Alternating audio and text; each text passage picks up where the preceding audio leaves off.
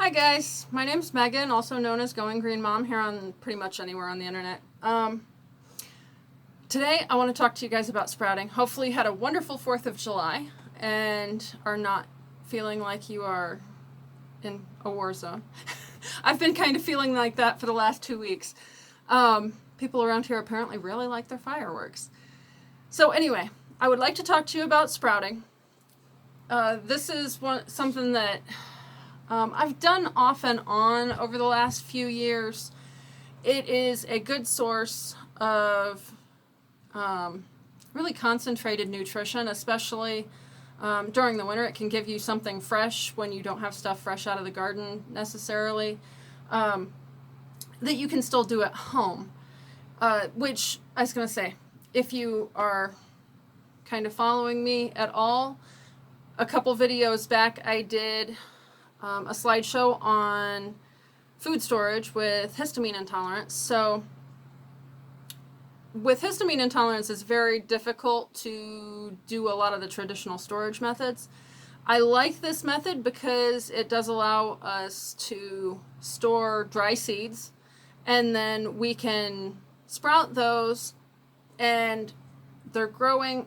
I have not noticed any issues with sprouts as far as histamine goes. Obviously, I'm not like letting them sit there and storing them in the refrigerator for weeks. When I am sprouting, I am growing them and eating them. I am trying, this time I'm going to try and freeze them. I was talking to one of my providers a couple weeks ago about broccoli sprouts, and it is one of the largest sources of something called sulforaphane. It's a phytochemical, it's an isothiocyanate. Hopefully I'm pronouncing that right. But it's, what we were discussing it for was the possibility of helping with estrogen detox. As I mentioned last time, I am pretty sure one of my issues is PCOS, which affects your hormone levels and things. But anyway, so either way, I definitely have hormone issues, and testing has shown my ratio of estrogen and progesterone is a little off. So I am trying to reduce the overall amount of estrogen so I can get those two back in balance. I'm also and one thing I forgot to mention last week, I do also have wild yam extract that I just put on my forearm to help with progesterone production. So anyway, sprouting. What she told me she had learned at a conference was that with broccoli sprouts, the best way to get the most amount of the sulforaphane, which is produced by something else forming it after it has been crunched, bitten, basically masticated in some way, like grind it somehow. And I think the reason, and I keep pointing over my shoulder, in my kitchen back, no, wrong way, there, I have a freezer. Just how my brain works. Anyway, so I'm thinking, and I obviously did not have access to the conference she went to where she learned all this, but my logic behind this, as I've been sort of analyzing this the last couple weeks, is that the freezer would break down the cells, because it basically, as plant cells freeze, they'll sort of explode because the moisture inside of them is freezing and water expands as it freezes, if that makes sense. So that is my understanding and logic behind why this does this. But her instructions to me were to harvest on the 5th day and freeze until the 9th day, and then and that'll be when the amount gets to the highest. And you can just use a couple tablespoons at a time. So my plan is to put them in my smoothies.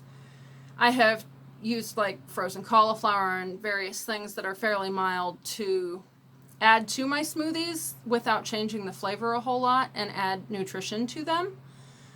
So that is hopefully my plan for this. If I don't wind up liking them frozen that way, I will probably go back to just eating on wraps and salads, which they're really good fresh that way, and would definitely be the option if you don't have access to a freezer. So anyway, really quickly, I wanted to go through, I've got three different kinds of seeds to sprout. I am actually sprouting broccoli seeds, which this is my second take on this, so that's, you don't get to see me pour them in the jar. Sorry. It's about 2 tablespoons going in, maybe a smidge more. I didn't measure. And then I just stick them. The wonders of filming in my bathroom, because that's where I have space that will work. Just let them kind of swirl around in water. I don't leave them sit in water. A lot of places suggest leaving them sit overnight in water. From what I have found in just cooking beans and things, is that if I soak them overnight, I start having histamine issues, and the only logic I can find for that would be that they are starting to ferment at that point. So and that's one thing. These are from Mason Tops. And of course I just filled that with water, so now I'm going to drip all over the place. So this makes it really easy to add water. If you're just going onto a flat screen, it will have a tendency to kind of plug the holes or be slow to go down. So it's not a full hole, it's just like a divot in the center. And then these things operate as feet, so you can actually stand it upside down next to your sink, and that way they aren't sitting in water, because like even this has been dumped out, and as it sort of settles, there's more water there that's going to cause them to ferment or start that process or cause mold. So I will actually put water in these 2 or 3 times a day while they're sprouting, and just kind of anytime I walk past the sink, honestly. Just cool water. I do use tap water. I know a lot of places say not to. We're on a community well here. They do add chlorine and things, but I haven't noticed, and maybe it's a difference between I'm not sitting them in it overnight versus other people are. I'm not really sure. But I do use tap water, and I have not had any problem with it so far. So anyway, the 3 kinds of seeds that I have for sprouting are broccoli. These are a Waltham 29 broccoli from rainbowheirloomseeds.com. I got them on Amazon. I've got mung beans. These are often found in Oriental stores, but I believe you can also get them on Amazon. And then fracking daikon radish seed that I got. I am also trying to grow radishes to use in place of potatoes. So if you aren't aware, radishes are really good roasted, and a few things that you would normally do with potatoes, but since I am off nightshades, this is hopefully my alternative. But daikon radishes, if you were to plant them out in the yard, they'll get like 10 to 12 inches long and about 3 inches around. So a nice size if you're trying to get a good yield to replace something like potatoes, which is kind of prolific. So anyway, sprouting. Broccoli is the best source of sulforaphane. Broccoli sprouts are the best source of sulforaphane, and because it's so concentrated. Once broccoli gets bigger, it is not that, it still is a good source of sulforaphane, but it's more spread out. So you have to eat more of it. That's one reason sprouts are so nice, because it's less quantity, but you still get a really good punch of nutrition from them. So really quickly on the broccoli, for a 4-ounce serving, there are 35 calories, 5 grams of carbs, 2 grams of protein, 4 grams of fiber, 54 milligrams of vitamin C. That is 60% daily value. With the histamine intolerance, that is huge because, of course, we need non-citrus sources of vitamin C in our diet. So that kind of makes these a really good way to get a bit of a boost in your dietary means of vitamin C, aside from just supplements. 90 milligrams of vitamin A, which is about a 10% daily value, 78 milligrams of calcium, or 6% daily value, and 720 micrograms of iron, which is 4%.